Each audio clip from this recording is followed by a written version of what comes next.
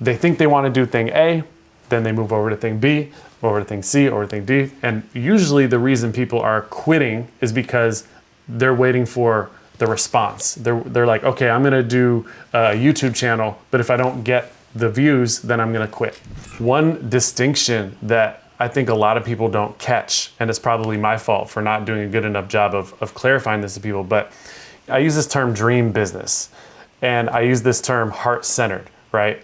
And I feel like a lot of people think that means choose an existing career that's already out there.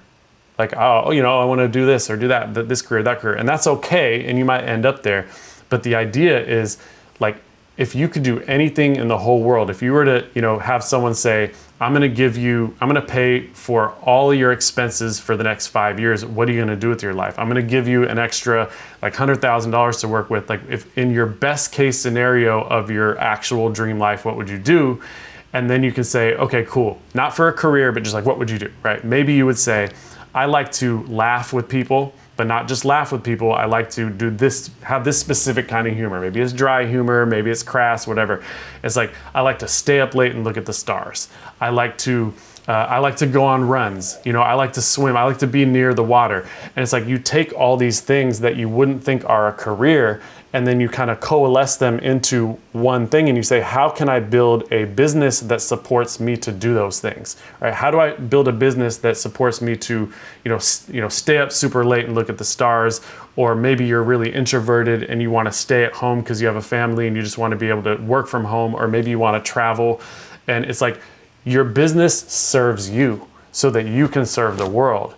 And so it's like, if you start by saying, I want to be, a podcaster or an agent, then you're probably going to fill in all of these assumptions of what else you have to do as a podcaster or as an agent. But if you start by saying, no, forget a career, forget work, forget a need to make money. Just like, what do I want to do until I die? And then work backwards, reverse engineer it from there. And that's why I'm so passionate about the funding part, because really, money causes us to make really bad decisions, right? It's like, okay, I'm going to start this thing. I'm going to, not do these things that I really care about because I don't believe that'll make money. Instead, I'm going to like hard sell people on the phone, like all that. Instead, it's like, the analogy I like to give is, if you were to birth a baby into the world, you're not going to take the baby, put it on the corner, and tell it figure your life out when it's a newborn, right? You're not going to do that. You're going to nurture the baby. So your business is your baby too. So you shouldn't have to tell your business to make money from day one. You need a 1 to 3 year runway of money to pay for your personal expenses and your business expenses so that you can nurture the baby. And then once it's on its 2 legs, then it can start making you money.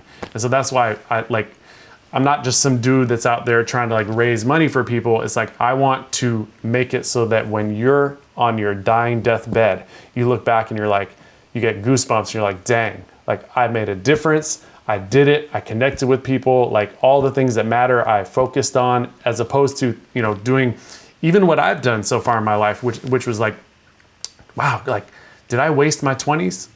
Like, did I? And I know I didn't waste them because there are a lot of, experiences and everything that happens. But it's like, a lot of times I look back and I go, I should be a lot further than I think I am. And that's a lot of internal work that I have to do with myself. But, hindsight's 20/20. And, if we can somehow imagine what our older self would tell us, then we can, start being more aware and more awake and kind of tap into what really matters and not make any bad decisions now. I just want to repeat something for the listeners that you said, because I think it's really profound. Your business services you so that you can service the world. It's a very important point. And you described this, basically the self re-engineering process where you start from the end and work your way backwards. Very important thing I wanted to highlight there for the listeners. So many people have this, what I call like business A.D.D. They're in a position where they think they want to do thing A, then they move over to thing B, over to thing C, over to thing D. And usually the reason people are quitting is because they're waiting for the response. They're like, okay, I'm going to do a YouTube channel, but if I don't get the views, then I'm going to quit. And then I'm going to try to be an influencer, and if I don't get the views, I'm going to quit. And if I don't, do a podcast, and if I don't get the views, like how long did it take you until you started saying, okay, wow, people are listening? It might have been the first episode, it might have been the 30th episode, but I'm sure there was some time. Almost like 2.5, 3 years in. Yeah. Wow. Yeah. Yeah. Yes. Yeah. So to your point, you reverse engineer. It's like the ADD probably happens because of what you said before. They didn't do enough reverse engineering where they said, you know what, I want to bake sweet potato pie every night. So what business can I do where I can do that, and make it work for myself? I want to be their friend. Get those free sweet potato pies. Hook it up.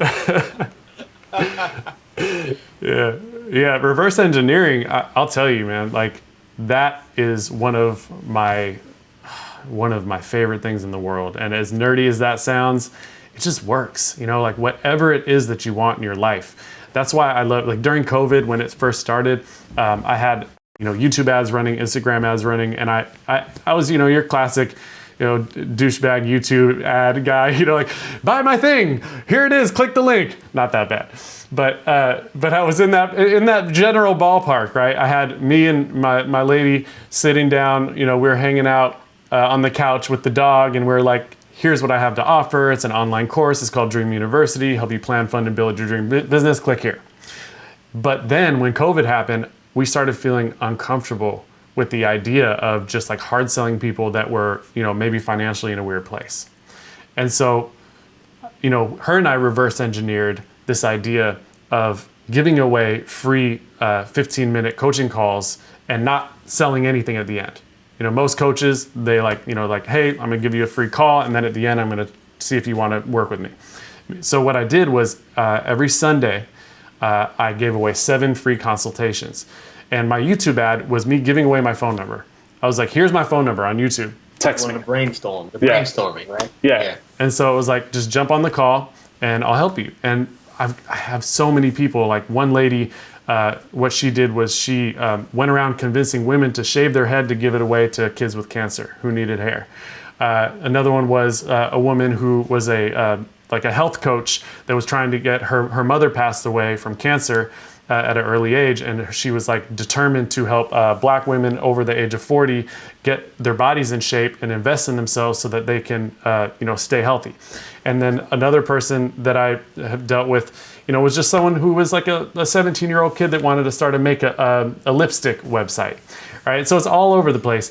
But reverse engineering was so fun because you can literally say, okay, cool, you want to create a bunch of content. What if you batch shoot your content like this? Okay, you want to get more customers. Who's your dream customer? Where are they hanging out? And how can you get in front of them? And start building strategies for people, introducing people to other people. And it's been like one of the most fulfilling things to me. And then guess what happens? Totally unexpected. People reach out and say, how can I hire you to do this more often? And I say, yeah, okay. Right. Not even the intention. So yeah, it's just reverse engineering and giving. It kind of ties to the concepts we talked about together, right? Reverse engineering and also like being quote unquote heart-centered and finding ways to give. And that just circles back and ends up making it so that more people want to help you, the law of reciprocity. And especially if you're doing it just genuinely because you really want to. It's one thing I never really understood as a broke person was like this idea of like focus on solving problems and not making money. I was always like, but how can I do that without money? Like I can't afford a burrito. But that's the catch-22. It's like, unfortunately, the economy is like, if you make less than $40,000, the economy's like quicksand, right? And if you make over, $150,000, then the economy's like helium. And it's like, if you think about it, let me give you an example. If you've ever been broke and you get a ticket for parking in the wrong place, and if you have money, you can pay that ticket, no big deal. If you don't have money, then that ticket keeps on costing more money and more money and more money. If you've ever used Venmo or Cash App, they have an option where you can get your money immediately, or you can get it in a few days. For immediately, it costs a few extra dollars, but why would you need it immediately? Because you're broke.